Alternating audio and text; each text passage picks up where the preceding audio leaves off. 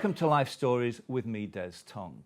Now, if you've been watching my recent interviews with Jasper Carrott, you'll recall him talking about who he sat next to on his first day at school and how 60 years later, they're still best friends. Bev Bevan, I was just going to say, drummer in Electric Light Orchestra, Yeah. they sat us next together on the very first day, Right. and that was nearly 60 years ago, and we've been friends ever since. And of course, we're working together after all these years. So I thought I'd get him on the show. Welcome, Bev Bevan. Thank you, Des. That was amazing what Jasper was saying, you know, sat next to this guy, and there you are, 60 years later, still best mates, playing in a band together. I guess it was kind of meant to be, because it was Moseley Grammar School, and in the late 50s, and it was very strict, you know, proper school uniform and all the bit, and it was alphabetical order, and I was actually, Bevan was the first, and he went up the row behind me, and then the next row started with Davis, right. Robert Norman Davis, Yeah. who was Jasper. So we were actually put together on our first day at school, and we went right through 5 years at Moseley Grammar School together, and then we even got our first jobs together at the Beehive departmental store in Birmingham. Yeah. So you were born in Spark Hill. Mm-hmm. Well, actually, I was born in South Yardley, but moved to Spark Hill when I was about 7. Right. And that's when I attended Springfield Junior School, and then went on to Moseley. So when you were at school, did you have any inclinations about music? What, you know, did you think, I want to be a drummer, or what got you into it? It was totally, I think, like millions of other people. Up until about 1956, music just washed over me. It was Dickie Valentine or the Beverly Sisters or Dennis Lotus or something, and it was like, whatever. Yeah. And then suddenly, I heard Heartbreak Hotel, you know, and I heard What Did I Say by Ray Charles, and I heard Little Richard, and wow, what is this? And suddenly, it just took over my life, really. So the drums, what made you go into drums? Well, that's a nice story. We decided to form a band at school, like hundreds of other kids. We formed a school band, and we changed our name a lot, but I think we ended up mainly as Rocking Ronnie and the Renegades. But we're all from the same class almost at school. And the lead singer of this Ronnie, he was definitely made his mind up to be a lead singer. There's another guy called Tony Lewis. He'd got a guitar, so he was a guitar player. Another kid had got a bass, so well, that takes care of that. And I said, well, I'll play drums. And I said, oh, well, can you play drums? And oh, yeah. Like, oh, no. And I said to my mum, I want to play drums, and and it's going to cost about £35. This is about 1958 or something, which was a lot of money. And my mum immediately said, yes, I'll buy those for you. And we weren't wealthy at all. My father had died when I was 10 years old, so he wasn't around at this time. And it was only then that my mum told me that he was a drummer. And he was actually, his name was Charles Thomas Bevan, but he was nicknamed Bev Bevan, and he had his own little like dance trio type setup in the war. And that was why I was named Bev, after my dad's nickname. Yeah. And I could naturally play, and I obviously inherited it from my father. Wow. So then, after the school bands progress, and you left school and you were working with Jasper in the Beehive. Yeah, which was just like anyone that's ever seen Are You Being Served? that epitomised the Beehive. It was so lovely. Yeah, lovely old-fashioned departmental store, and I stuck it for 1 year. Jasper was there for about 3. Were you playing then? Were you getting into music then? I was playing then, and with this same school band pretty much, and then we turned into a band called the Senators, whatever. But then a guy called Denny Laine, he sort of headhunted me. He saw me play somewhere and said he was leaving his band. It was Johnny and the Dominators, and he was going to form a new band called Denny Laine and the Diplomats. And he asked me to be the drummer. And he said, not only am I forming a band, it's going to be a professional band. We're going to leave our jobs and we're going to go out and, you know, become... Big steps, those. We're going to become big stars. And I went, yeah, okay. Yeah, I'll do it.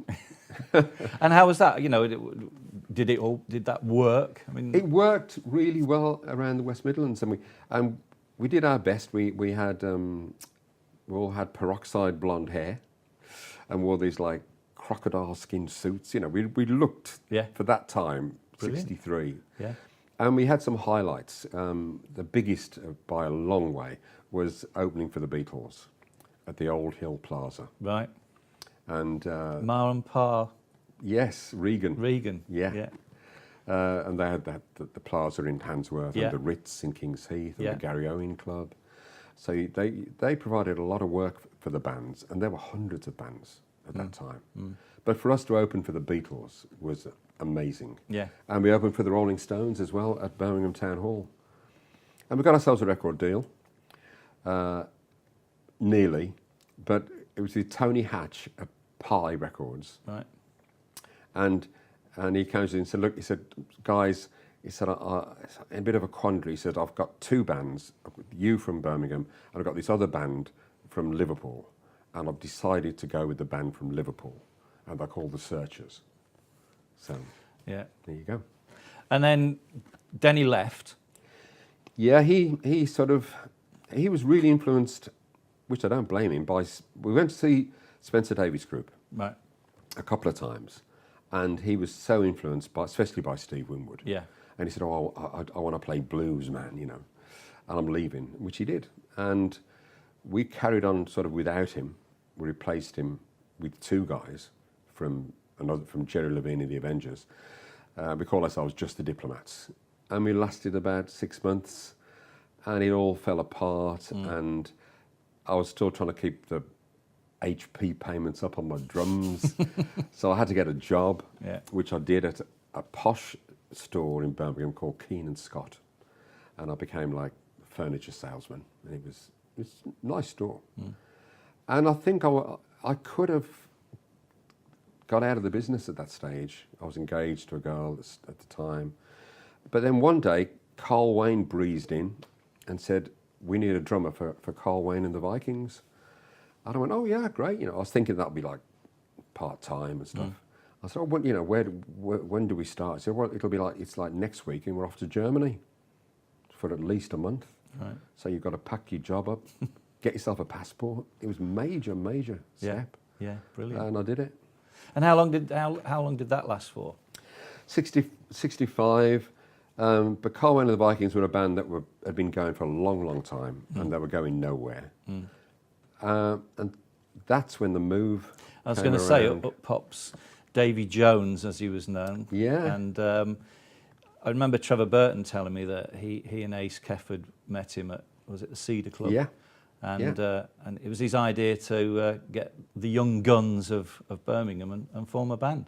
Yeah, that was David Jones, as he was, David Bowie's advice to Trevor and to Ace.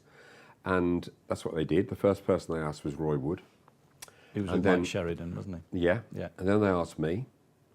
I'm not sure. It's a bit of a grey area. They might have asked John Bonham before me. I don't know. They won't admit to that. And then, and finally they asked Carl Wayne. And the five of us did as David Bowie had advised. And we went down to London. We rehearsed like crazy. Really worked hard. Had a lot of help from Eddie Futrell at the Cedar Club. He let us use the Cedar Club to rehearse whenever we wanted to. Gave us the keys, let ourselves in, which was brilliant. And we put together a really tight, probably the tightest band I've ever been in, the original Move. It's fantastic. And big vocals as well, weren't they? Yeah, 4 or 5 piece harmonies. Yeah. And dance steps, the whole bit. And then we got down to London, got involved with Tony Secunda, who got us a residency at the Marquee Club in Wardour Street, which was just magical. Yeah, I know I played there many years ago. Yeah, yeah. A lot of people started to play at the end of Cream, The Who, Small Faces, Hendrix, and we got ourselves a residency. And he came up with all these wild and wonderful publicity stunts. Yeah, he was a great fan of. He wanted us to be really outrageous and real. Was that difficult? It was really because we weren't.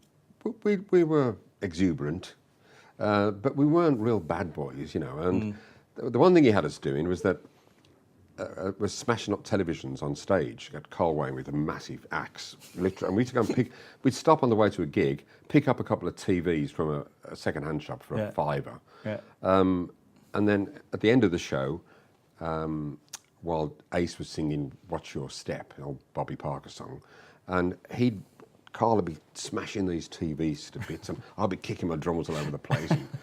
And the story was that we're destroying televisions because it's the one-eyed monster in your house, and you must not watch it. It's like Big Brother. It's taking over. Right. And of course, on the rare nights off that we had, you know, we'd be like everybody else watching the TV. and he had us parading through the streets of Manchester with this massive replica H-bomb, just to be arrested. Yeah. Just so we'd be in the papers. Must have been crazy days. They were crazy days, yeah. But they were amazing. Yeah. We started off with 3 massive hits. We had Night of Fear, I Can Hear the Grass Grow, Flowers in the Rain, which became the first record ever played on Radio 1. On Radio 1, yeah. And then Fire Brigade. And then that's when we did this amazing tour with Jimi Hendrix. So it was Hendrix, The Move, Amen Corner, Keith Weston, Tomorrow, The Nice, Keith Emerson. Yeah, wow. And right at the bottom of the bill, I think he even said The Pink Floyd. And they got like 10 minutes, and that was it. Wow. Fantastic. It was. So I know that Roy came up with this idea about ELO, didn't he? He wanted and got Jeff Lynne in, and it was pretty much the 3 of you, wasn't it? The concept of it. It was about 1970, but ELO carried on till like 72. But ELO had got a nice record contract, and it was funding really the beginning of Electric Light Orchestra, as it was then called. Yeah. And so we really had 2 bands at the same time. Right. In fact, we had a big hit in 72 with California Man as The Move. And at the same time, had a hit with 10538 Overture as ELO. Yeah, as ELO. And because it was such a weird concept, wasn't it? You know, like the strings and that sort of rock strings, which at the time was like really out there, wasn't it? Well, we were all massive Beatle fans. Yeah. And it really, a lot of it was trying to emulate Strawberry Fields, I Am the Walrus, things that the Beatles had done brilliantly, but they'd never done it live. They never attempted it live. Yeah. And that's when we found a lot of problems. I'm a loud drummer, and Roy was, playing guitar, and so was Jeff, and he's playing some keyboards, and then we were trying to amplify a violin, and a French horn and a cello, and it was cacophony, really. Yeah. It took a while. Yeah. But eventually, whatever happened, Roy left, didn't he? But ELO were huge, weren't they? Especially in America. Yeah, and it was a nicely gradual thing, really. We became huge, but the first album didn't do. But we had a hit single off it. The second album had Roll Over Beethoven on it, I think, but they weren't big selling albums. The third one, On the Third Day, I think the fourth album was El Dorado, and that was actually a gold album in America, and it's had a big hit single called Can't Get It Out of My Head on it. But that wasn't a hit at all in Britain. So ELO became bigger in America before England. Yes, yeah. I remember that. I'm going to throw you a curve here. Funky Moped that Jasper did. You did the voice on it, didn't you? Yeah, it was 1975. Jeff Lynne produced it, and a guy called Phil Tree played bass, who plays in my band to this day. Yeah. And I played drums, and I did the Funky Moped bits as well. Yeah. So after the ELO thing, I know you got into radio because I've heard you quite a few times. Yeah. How was that transition? How did that feel? I've always loved radio, and particularly in America and this country as well, ideally the record companies would have liked to send Jeff Lynne out on tour, going to hundreds of radio stations, plugging the new album. But he didn't want to do it, and he was also busy writing the next album. And I got the job, basically, and I did hundreds of radio interviews. And I really liked the feel and the concept of being in a radio station. Yeah. And in 2000, I managed to get my own show on a now defunct Saga radio, and then which became Smooth, but that moved on to other areas. And then I ended up at BBC WM, and I've been with them for several years now. Yeah, yeah. You're also still playing. Yeah. And I know that you work with Quill, isn't it? Quill, yes. I worked with Quill for about a couple of years, and I'm not working live with them at the moment, but they've got a new album out next year, which I've written lots of the lyrics for, which I'm looking forward to that coming out. Yeah. It's a big, great album, I think. And you've got a star on Broad Street. I have a star on Broad Street, yeah, which is fantastic. How did that feel? It was brilliant. I was really truly honoured to have a star on Broad Street. And I got some of my best friends have got them, like Jasper's got one. Tony Iommi, who's my kind of best friend in the music business. Because you worked with Black Sabbath, didn't you? Yeah, I did 83, 84. And not everyone Now, that knows must have been a weird change. I mean, that is a loud band, isn't it? Yeah. But I've always been loud. I think I always thought I was the loudest, but then John Bonham came along, and he actually got louder than me. But I really enjoyed my time with Sabbath, and it went back more like to the early Move days when I was really hammering the drums.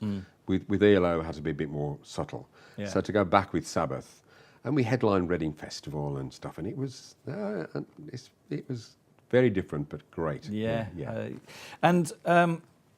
You did a stint with Jools Holland, didn't you? Well, I was just called in. Jools Holland's drummer was taken ill, and I was late notice. Could I do the show? And it was like one rehearsal on the day and on the night. But that again was very, very different from Black Sabbath. This is quite jazzy. We were actually doing some Jools doing some boogie woogie piano. It was quite jazzy. And we backed Rick Astley and Lisa Stansfield, who was lovely. Who I know very well. And Paul Carrott. Paul Carrott is an old friend, introduced to by another old friend, Trevor Francis. Right, all right. Because when Trevor Francis managed Sheffield Wednesday, Paul Carrott met him. Paul Carrott's a massive Sheffield Wednesday fan. Right. And that we got introduced through Trevor. And he's guested with my band when we've done charity shows at the NEC. Yeah. Has had, so has Toya, so has Rick Wakeman, so has Robert Plant, a good old friend of mine. Right. It's been quite a mix of music that I've been playing. And then now you're doing this stand-up and rock with Jasper. Well, we did in 2014 and 2015. We did something like 150 shows all around the country, and it was so successful. It was remarkable. I remember, but I mean, that was a weird one because he just sort of came out of retirement almost, didn't he? Yeah, I got him. I was working on a show called Brum Rocks and Made in Brum. Yeah. And it kept changing its name. It's only rock and roll and stuff. And I got Jasper to kind of guest almost and come along and be part of it. Yeah. And he liked it, and he loved the idea of mixing music and comedy. And he came up with the title, which is it's a brilliant title, Stand Up and Rock. Yeah. You need to take it's Stand Up and Rock or Stand Up, Comedy and rock. Yeah. It's very clever. Yeah, yeah. Bev, it's been great to talk to you. I appreciate you you coming in. Great luck with everything you do. I've got some gigs with the Bev Bevan band, and hopefully next year going out with Jasper again. So and the Quill album coming out, and there's lots going on still. Fantastic. Thanks so much. Thank you.